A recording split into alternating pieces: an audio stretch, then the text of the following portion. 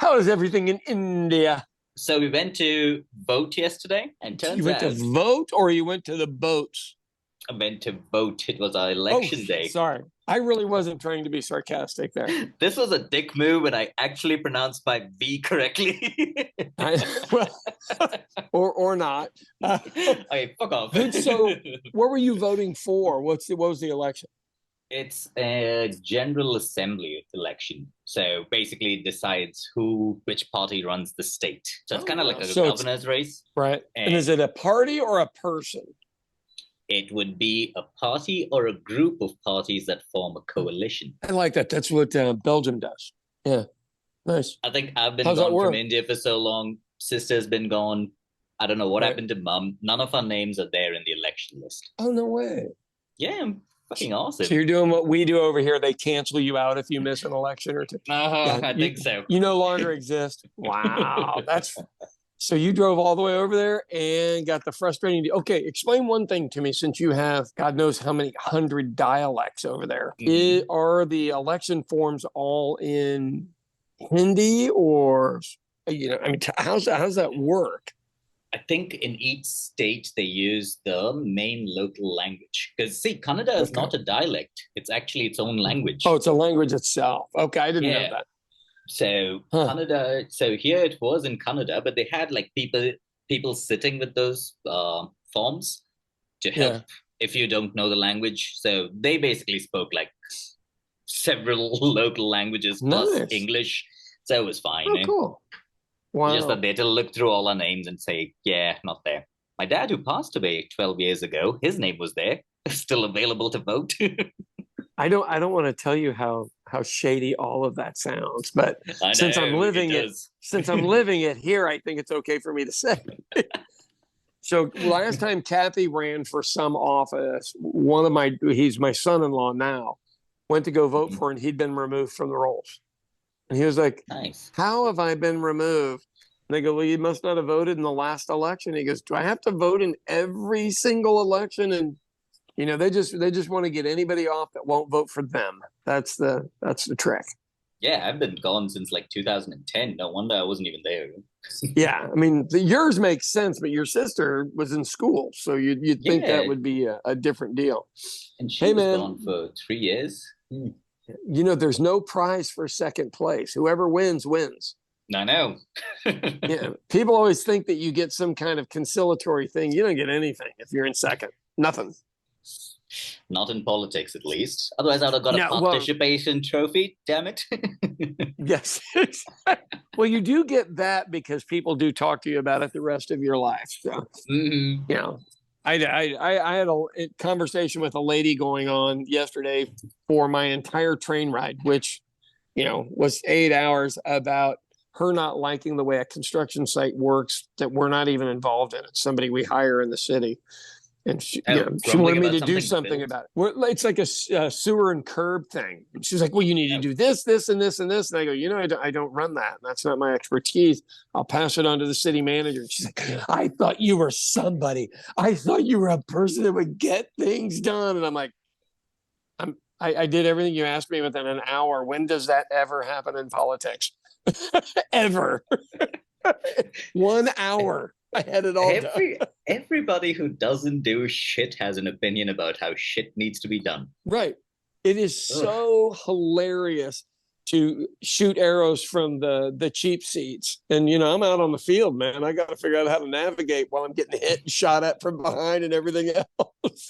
Okay, let me tell you the coolest thing that I ran across. So I got this friend of mine, his name's Steve Hunt. He's a little bit of an interesting character. Mm-hmm. But he, for some reason, was in Austin, and he goes, "Hey, let me walk you around the city," which, I got to be honest, I was not looking forward to. Um, but he took me to basically the American equivalent of an authentic yoga ashram. Nice. Very strange. Right. Vegan restaurant. Food was off the chain. It sat probably 200 people with this patio area. And then there were just Mm-hmm. random people hanging out everywhere. Um, so let me tell you all the great things, and then I'll tell you the stupid bad things that always come along with stuff. So I go there and we go to this part, and they make elixirs, essentially what it is. So it's like a coffee bar with no coffee. So everything's going in tea of some sort. Pick out a drink, I order it. And, I'm concerned that you're going to get the shits after you drink something like that, because isn't everything designed to blow you out, essentially? So I drink Americans and their obsession with peeing and pooing. Pooping, I know, right? We think it's so important. And that's a first world problem when you're worried about things coming out and not things going in. So I drink it and I'm like, oh man, the old stomach's bubbling a little here. And he goes, well, do you want to go eat over at the place? And I'm like, no, I don't even know if they have a bathroom here. And I'm quite sure I'm going to eat it here in a little bit. So we don't eat that day, but I go sit in the restaurant. We drink our tea. We go to this other place. It starts raining. So we're stuck with. Now here's where it gets good. So there's a bunch of gorgeous women everywhere here, which was interesting. But they were doing yoga. They do meditation, but real shit, not the other stuff. And so then they have this auditorium we're sitting by. It sounds like somebody's killing a cat with a really good drum beat behind me. And it's like, ah, what the fuck's going on? And I don't want to walk in there. And so while that's happening, and that has my attention because it sounds like a cat is dying, this guy comes up and introduces himself, and my friend tells him I'm in politics, which I wish people didn't say that, but I think it's accurate, And I go, hey, Sean Cummings, good to meet you. And he's like, oh, you seem like you're paying attention over there. You do yoga. And I go, yeah, I don't know what that type is, but I've never known that before. I said, are they sacrificing a cat in there? And he was like, there's some weird noises coming out of there. And he goes, so you're in politics. We had this big political thing happen 6 months ago. Now, this tells you how quick time passes. And I go, what's that? And he goes, oh, man, all of these people were in that were really big in Bitcoin. I mean, rich, like super rich. And I'm telling you, I could put you together with him. And all I'm thinking is he has obviously not read the news in 6 months about Bitcoin. He keeps going on about it. And I don't want to be rude, which, well, usually I do like to be rude sometimes. But I didn't want to be rude to this guy because he had all the puka shells and tattoos and everything. So, come on, Sean. That was a perfect guy for you to do the shit on your dreams type mission that you usually are on. I know it is my skill. But for some reason or another, just for the sheer fact he was so lost on Bitcoin, I could not perpetuate the tragedy. I just couldn't do it.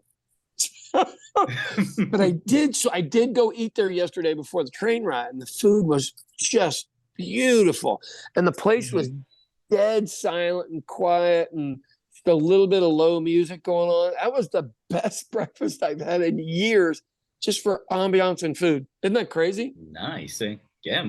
I know. So, beans, kale, that oatmeal, and some other, like, I can't remember what the other, for some reason, I keep thinking it was amaranth that they had made, and then homemade tortillas, like Guatemalan ones, the thick ones, not quite thicker than your guys' really thin, crispy ones, and not as thick as your all's naan. So, in between. God, it's delicious. Yeah. And then some weird tea that was really quite tasty. So, yeah. I don't know why I felt like I needed to give an entire review of the place, but it was great. Most interesting place I think I have found in this country outside of California. Okay, that says something. In the middle of Redneckistan. I know. Is that what we're calling it? I think it's fair. I think it's fair. Considering some of the characters that I've run into, yeah. Yeah, my Lord, you and I need to go do comedy down there. That would be, we would kill it, or they would kill us. One or the other. Which way do we go? So I've eaten up most of our time telling you about my breakfast yesterday. Oh no, don't worry about it. I was just so impressed. Isn't that crazy? And you know me, I am really not usually that impressed with anything. Now that I'm getting more comfortable editing us out, it's fine, whatever we talk about, because I fix it in edit. They'll fix that in post, man. This is the opposite of the Bill O'Reilly bit.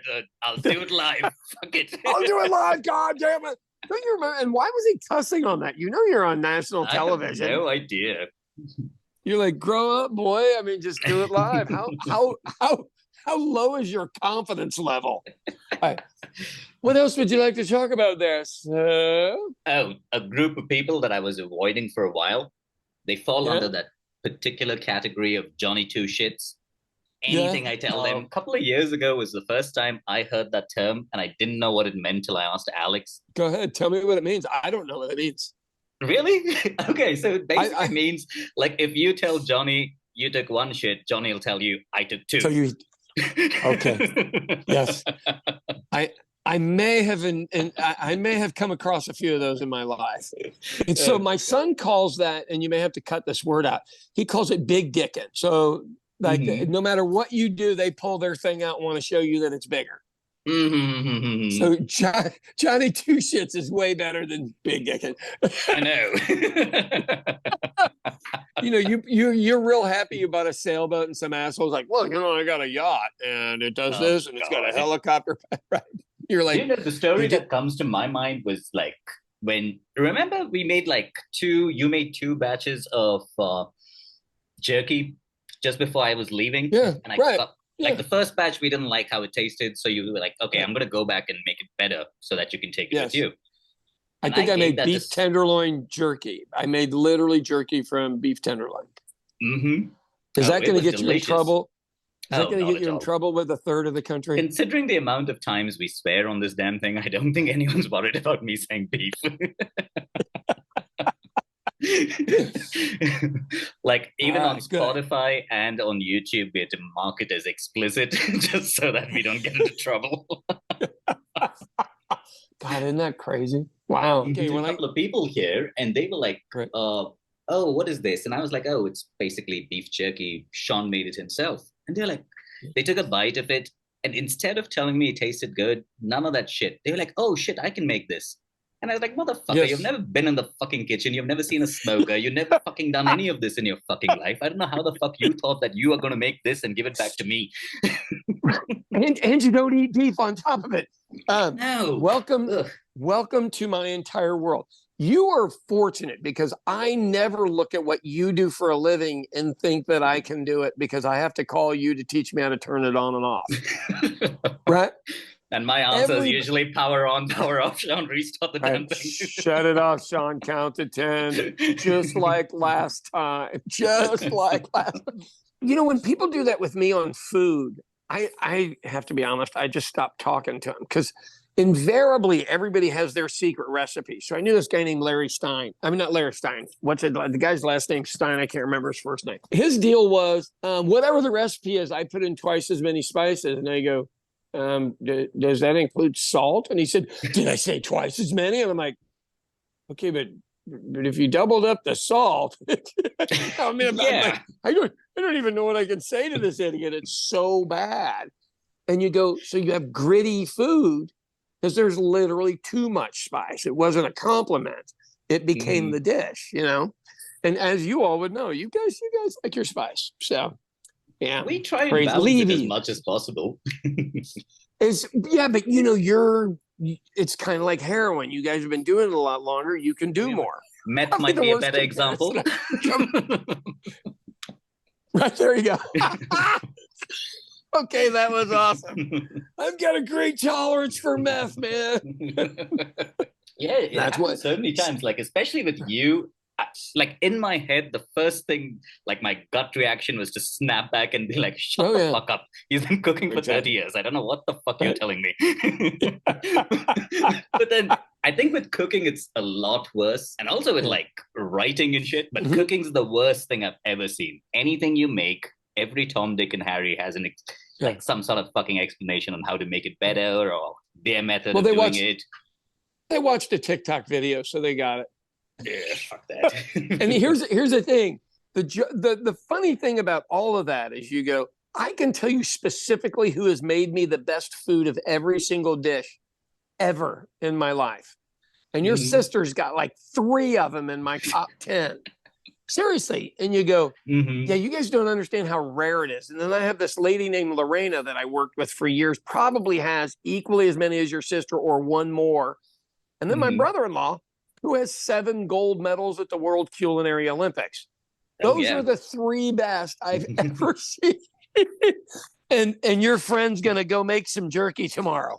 I know. Probably never seen a damn smoker. I was like, oh my God. Don't let it get to you, bro. I know.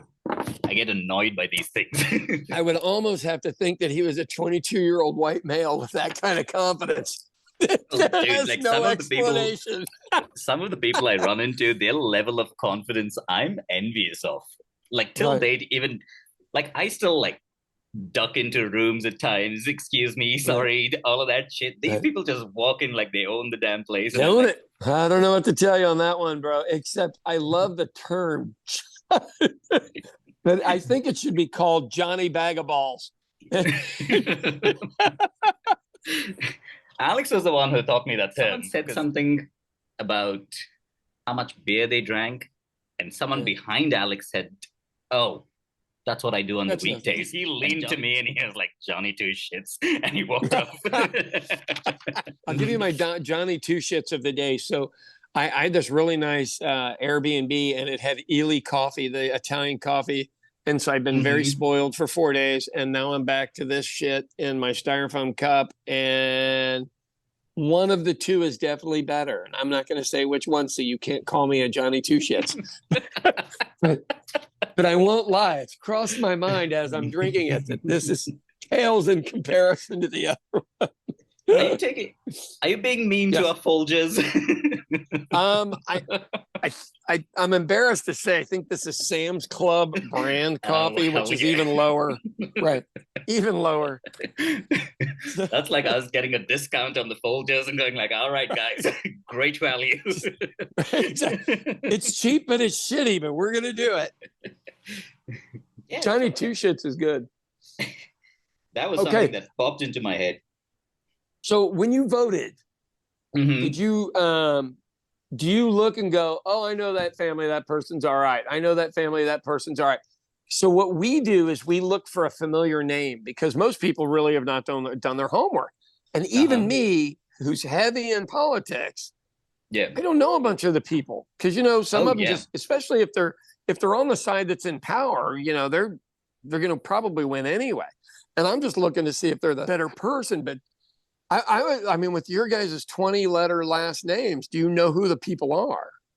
To be honest with you, I think there were like a dozen different parties with different candidates, depending on which local polling station you're going to. Right. It's kind of cool because when you go there and they find your name in the validated voting list, there's a number assigned to a particular machine that you walk up to. And if you know the logo or the name of the party, which is in Hindi, English, and Kannada, you just click on that and your vote registers because they program the system that this is the guy standing in the booth type thing. That's straight party vote. Right. Yeah. And it is, it's cool, but I don't know. This time I couldn't even see the machine. Right. Oh, right. They threw you out because you're British. Yeah. We're not taking a shit on voting machines. Dominion, you're the best company ever. Don't worry. Dominion's just fine. God, wouldn't you love to have been an investor in that company right now? Jeez. Oh, yeah. Fox News made them way more money than they would have ever made in voting machines. Jeez. Woo. Ouch. Ouch, ouch, we were going to talk about fat vegetarians. Oh, my God. Okay. Let's get into that one. How does that happen? How are you heavy and vegetarian?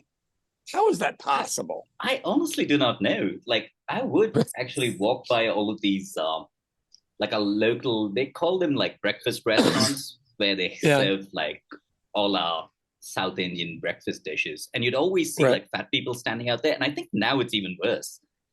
Right.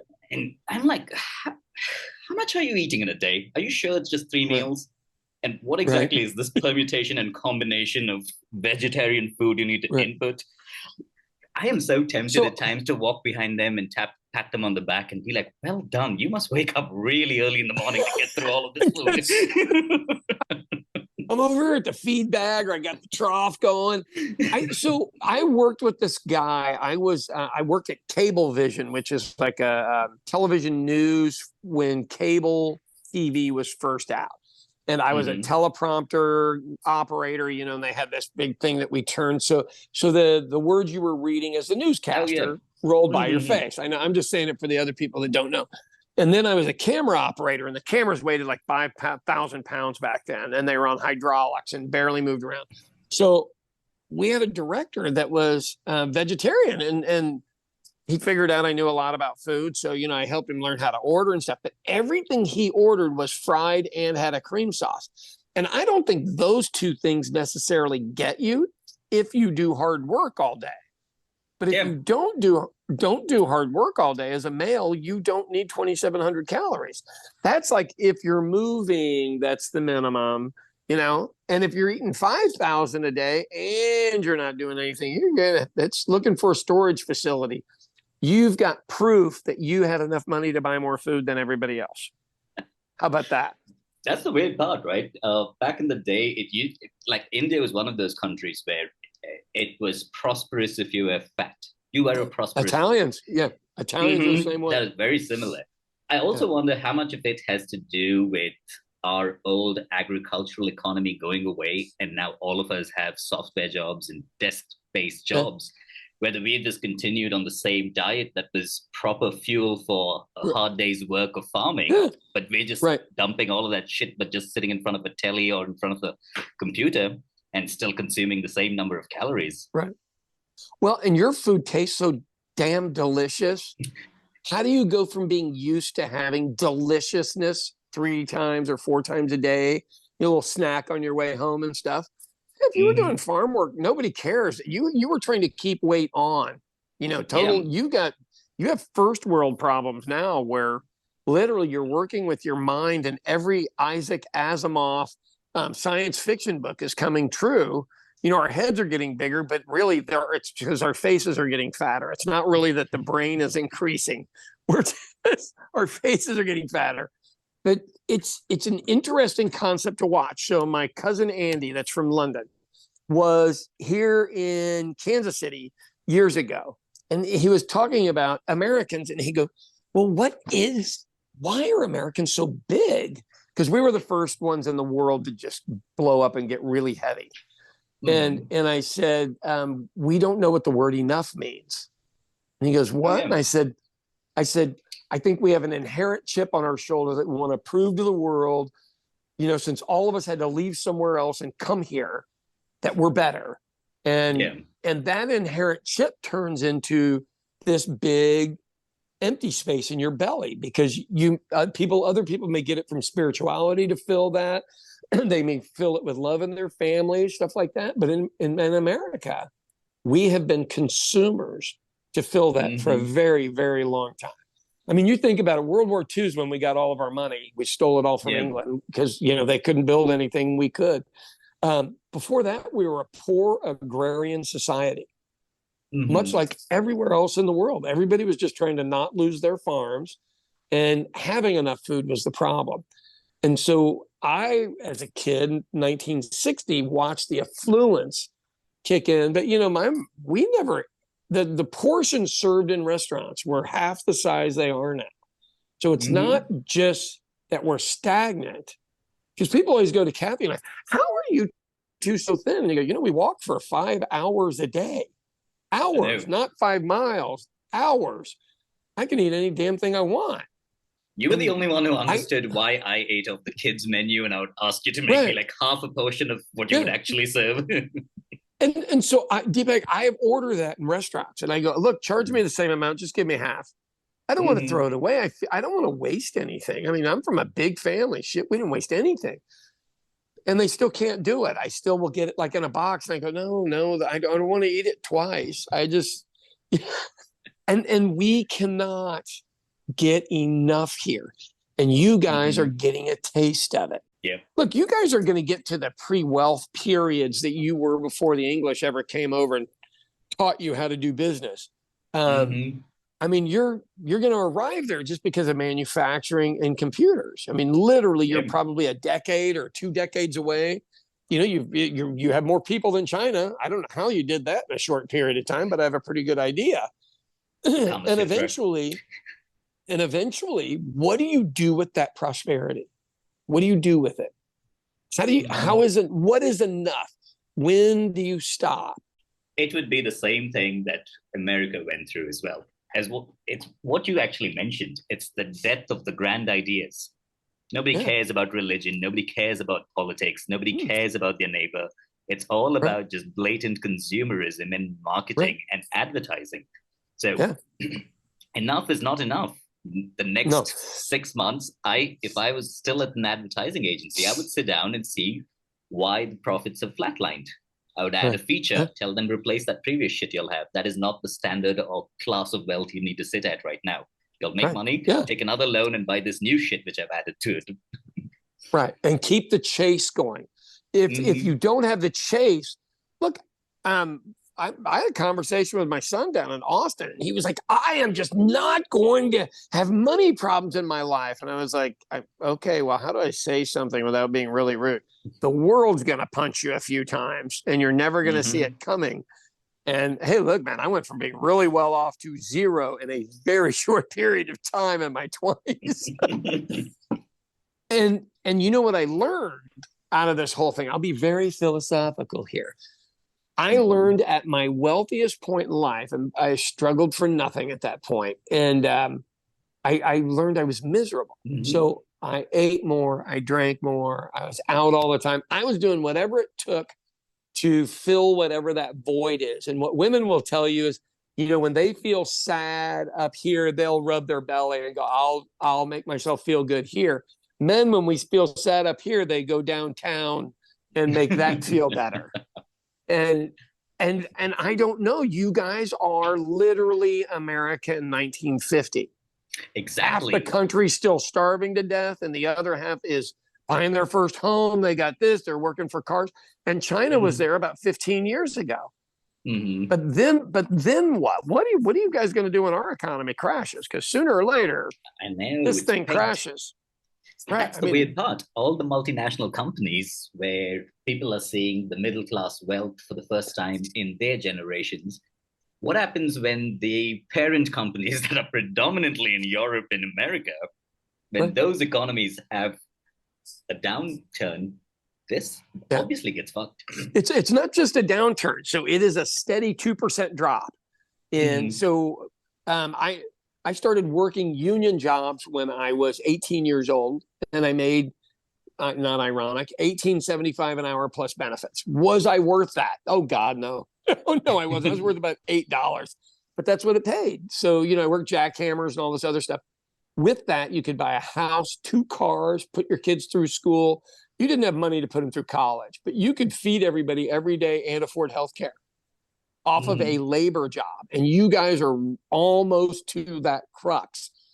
I don't know, with your tiered system of wealth, how does somebody jump up from being an undesirable to being wealthy outside of the drug business, crime business, or anything like that? Well, I mean, that's how we do it here, you know. I mean, to be honest with you, the old school way was just education. You become a doctor, you become an engineer. And that was your way out of whatever strata of society you were from. And now I wouldn't even know where to start, because that barrier to entry is so much higher. And it's almost become like the best way to describe India has always been islands of prosperity in oceans of poverty. Yeah, that's fair. I can drive, but that used to be America. That used to be us. We were the same way. Yeah, there are times where I can leave like the lounge at Ritz and go to the Marriott. I have to still pass through a slum at times.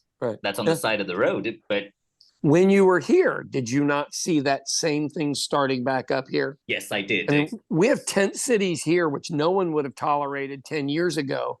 They would have arrested all of them and put them in jail just so we didn't have to look at it. Now, you guys, maybe as your prosperity grows, you start looking down on that enough to start criminalizing it. And I hope not. No, I hope not too. But the weird part that I noticed is that you are right. Like, India is like what America was in the 50s or 60s. I would even take it as far as the 70s, where the problems that I have read about there that happened during that period all the way to the 2000s are things that are just budding in like small areas where I'll notice them and I'll tell someone that, hey, watch that. It's going to happen. And oh yeah, it's very predictable. Very predictable. So here's another thing I would throw to you. What's the Indian movie I watched, or the show I watched? The Give Me a Bride, or Indian Matchmaker. Indian Matchmaker. Everything on there is for show. Everything. Okay, so you guys have caught up with us on reality television. So that's what everybody's seeing. So it's no longer you're a poor parent and you have to figure out enough gold to marry your daughter off, or enough property to marry your daughter off. Now she needs to be on that show. What crazy shit are you going to do to get on that show? Now, the reason I say all that is you and I know from television, as soon as the camera's on, nobody acts the same. Everybody all of a sudden, I think I should be over here, Earl.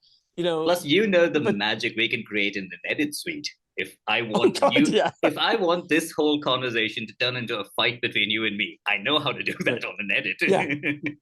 Just volume switches, just volume. So you look at it and go, but that's what all of the families are seeing over there now. Yes.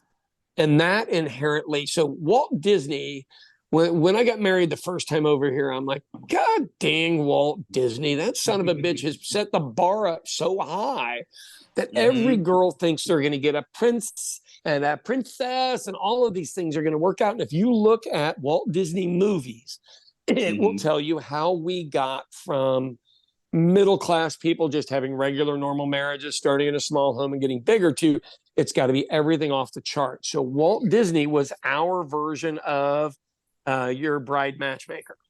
Oh yeah. But what I like about her is she brings everybody down to earth. She goes, okay, I presented you with 8 good people. Why can't you choose one? What is wrong with you? Show, so I don't know. Oh, okay. The reason I'm interested in it is because I know so many Indian people, which is probably pretty rare for an American. But I know so many, and I just go, this is what their culture is now showing everybody that they need to be. Exactly. That is my biggest problem, because I see it on the streets out here. When I'm out somewhere, there would be like one kid posing and 5 of his friends telling him how to pose and make that picture look like they are the fucking baller in town. And that sort of attitude is kind of creeping in because of all of these stupid shows. A couple of months ago, there was this story where a kid wanted a BMW 7 Series, but his parents... I want a BMW 7 Series. No, but his parents got him a Kia something. Right, something a kid should have. But still like really nice. Like a Kia something, and he drove it into a lake because he was like, I don't want this piece of shit. Like entitled little is what these TV shows have now changed the current population to. Yeah. So we started in on that. So I'll tell you who brought this to America after Walt Disney. Some fake British announcer, and it was the lifestyles of the rich and famous. Okay? Oh shit, I know what that is. It was a stupid BBC show hosted by Kevin MacLeod. This guy basically sounds like he walked out of a dream, and he would show you rich people's houses. And you felt like shit. Lovely palace. And so the deal is, okay, so what did you see with King Charles this past week? This fucker, I mean, how many millions of people did his family kill? Millions in your country alone. Then you go worldwide. Are we into the 100 millions? And they're walking around like they're great. And he's got a big goddamn nose and big gigantic ears. He looks like a cartoon. So he applied for the job at 19. He got it at 70. You've seen the memes. That was reality TV. All of us are supposed to aspire to be king. Oh, God. That aspirational TV bullshit. I hated it when they used to show, like, there was a show on MTV called Teen Cribs, which fell under the category of aspirational TV. What the fuck are you aspiring to? To be born as a rich guy's fucking child so that I have that shit and I'm shown on this show? I'm like, what the fuck? TV's lost its mind when it comes to those things. I will give you a weird wife conversation I had. For those of you in India, I've had a few wives. So number 2 grew up with some oil money, but her parents were kind of country bumpkins, you know. They really were. The dad made it to be a rich redneck. And so my second wife drove a Corvette to school in high school. Now you and I would both look and go, oh, what an asshole. But anyone who had real money would go, oh God, the white trash is here. Nobody saw it as good except the kids who could never afford a Corvette. Mm-hmm. And so when we were talking about schools, you went to great schools, I went to great schools, nothing personal with everybody else, so we're not bragging. But I said, yeah, we're not doing that. She goes, no. I mean, why would we send them to a private school? And I go, it isn't so much that private schools are better. The parents are paying for an education, so they're more invested. That's all. That's the only difference. It's not arrogance or anything else. It isn't. She goes, well, we don't need to do that. And I was like, yeah, I don't ever want to be the kid or the parent who has a kid driving to school in a Corvette. I just don't want to be part of that. And it was a pretty big argument for, maybe 10 or 15 days. Oh, good Lord. But, she shouldn't, it isn't that she didn't know any better. That's not the right way to say it. She didn't see harm in rubbing that shit in all the other people's faces. Right. I've never wanted to do that to anybody. When overhearing other people's conversations nowadays, even in like local bars and pubs I hang out at, I would hear them throw the word about how much swag they have.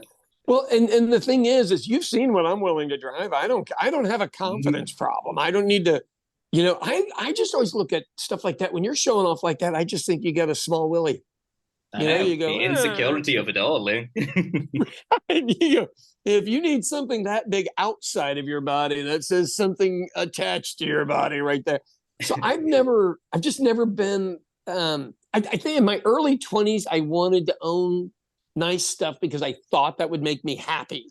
And guess what? I owned it all and it didn't make me happy. So I learned, fortunately, at an early age, that's not the win all for anything. That is so true. My best asset and my worst.